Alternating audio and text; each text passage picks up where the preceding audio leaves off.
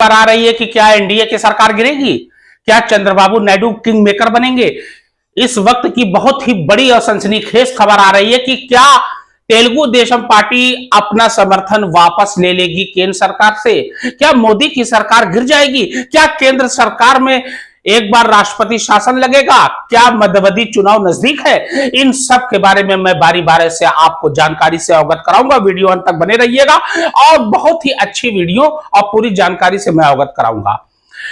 अभी आंध्र प्रदेश के भूतपूर्व मुख्यमंत्री जगन मोहन रेड्डी ने एक दावा किया, बाकायदा प्रेस कॉन्फ्रेंस में बुलाकर उन्होंने लोगों से कहा कि रेवंत रेड्डी ने चंद्रबाबू नायडू से संपर्क किया। रेवंत रेड्डी कौन? रेवंत रेड्डी जो है तेलंगाना के दूसरे मुख्यमंत्री हैं, चीफ मिनिस्टर। अभी तेलंगाना जल्द ही राज्य बना, जैसा कि आप लोग जानते हो।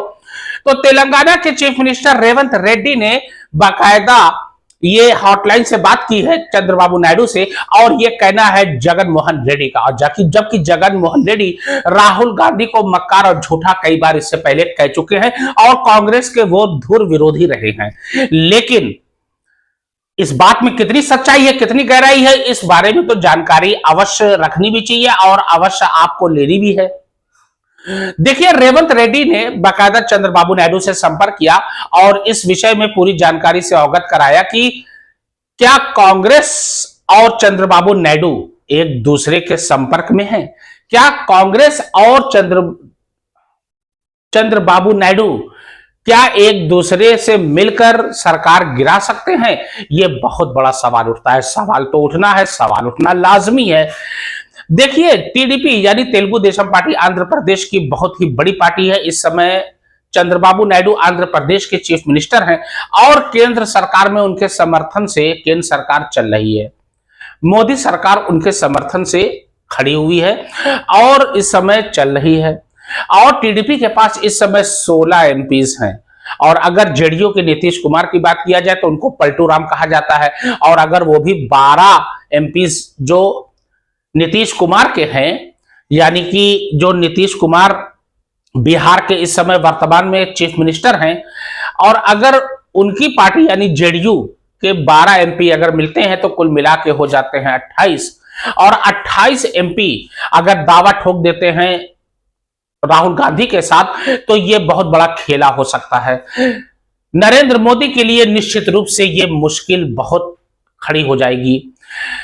इधर कांग्रेस दावा कर रही है, उधर चंद्रबाबू नायडू ने हालांकि अपनी ओर से कोई स्पष्ट जानकारी से अवगत नहीं कराया है, ना कोई प्रेस कॉन्फ्रेंस किया है और ना ही उनका कोई निजी बयान आया है। लेकिन जगन मोहन रेड्डी जो कि आंध्र प्रदेश के भूतपूर्व मुख्यमंत्री रह चुके हैं, उन्होंने ये दावा किया है कि रेवंत रेड्डी तेलंगाना के मुख्यमंत्री ने बाकायदा चंद्रबाबू नायडू से संपर्क किया है और संपर्क करके हॉटलाइन से, और ये सारी विश्लेषण यानी सारी जानकारियां राजनीति से संबंधित जो है उनको अवगत कराई गई है। क्या चंद्रबाबू नायडू एक बार किंग मेकर बनेगा? संयोग की बात मैं आपको बता दूं, जब बीजेपी की सरकार बनी थी और अटल बिहारी वाजपेयी केंद्र में प्रधानमंत्री बने थे तो उस समय चंद्रबाबू नायडू उस समय भी किंग मेकर की भूमिका में थे और चंद्रबाबू नायडू के समर्थन में ही अटल बिहारी वाजपेयी की सरकार चल रही थी। और ठीक मैं समझता हूं कि लगभग 25 साल हो गए,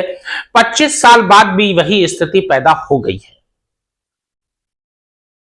इस बीच राहुल गांधी का भी बहुत बड़ा बयान आ चुका है कि हो सकता है कि राजनीति में, भारतीय राजनीति में कोई उछल पुथल हो। अगर ये होती है तो बहुत बड़ी खबर मानी जाएगी और हिंदुस्तान की राजनीति में ये ऐसा कदम जब उठेगा तो निश्चित रूप से इसका धुआं तो बहुत दूर तक जाएगा।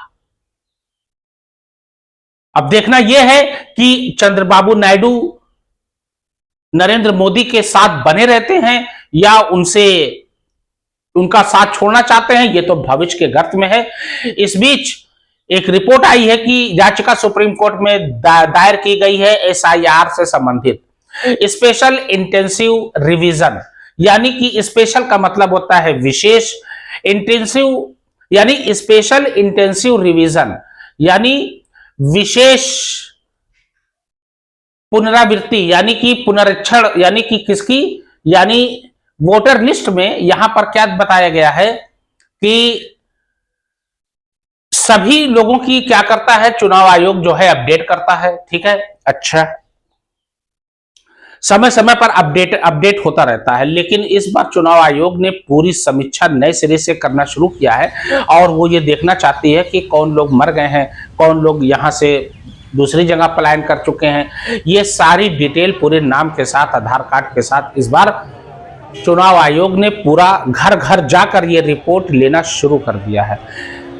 जाहिर सी बात है विपक्ष जो है इसमें हो हल्ला करेगा। विपक्ष निश्चित रूप से इस समय हो हल्ला करने पर उतारू है और उधर बीजेपी के लिए गले का हड्डी बन चुका है और एक नारा इस समय बहुत जोरों से चल रहा है। वो नारा ये है, वोट चोर सिंहासन छोड़, यानी वोट की चोरी करने वाला सिंहासन छोड़ो। मोदी के खिलाफ बहुत ही जबरदस्त लॉबी बनाकर विपक्ष जो है एकजुट हुआ है और एक साथ जो है ये नारे को बुलंद करता जा रहा है और धीरे धीरे ये ऐसा देखा जा रहा है कि ये नारा जो है पूरे हिंदुस्तान में फेमस हो चुका है। निश्चित रूप से केंद्र सरकार के लिए ये गले की हड्डी फांस तो बनी चुका है, लेकिन इन सब से उबरने के लिए मोदी बिल्कुल तरीके से तैयार हैं और क्योंकि लगातार वो पॉलिटिक्स में आज से नहीं है, पॉलिटिक्स में उनको आए हुए लगभग हो गया 40 साल 50 साल के आसपास। गुजरात में वो चीफ मिनिस्टर थे 2001 से लेकर 2014 तक। उसके बाद जो है फिर वो केंद्र में प्रधानमंत्री बने, तो लगातार उनको प्रशासनिक अनुभव कई सालों का है। 12 ये 11 ये 23 से लगभग 24 साल का अनुभव उनके पास प्रशासनिक है, क्योंकि 12.5 साल तक वो गुजरात के मुख्यमंत्री रहे और उसके बाद लगातार 11 साल, ये 12वां साल चल रहा है, वो प्रधानमंत्री है देश के। लेकिन इन सब से कैसे उबर पाते हैं ये तो भविष्य के गर्त में है, लेकिन फिलहाल अभी तो बीजेपी के लिए मुश्किल खड़ी होती दिख रही है। अब आगे क्या होता है ये तो सवाल पॉलिटिक्स में है ही, लेकिन बाकी जो आने वाली चीजें जो भविष्य में आएंगी वो किस करवट बदलेंगी और ऊंट किस करवट बदलता है ये तो भविष्य के गर्त में है। और वीडियो देखते रहिए, लगातार देखते रहिए और अपडेट मैं लगातार देता रहूंगा। तब तक के लिए धन्यवाद, शुभ।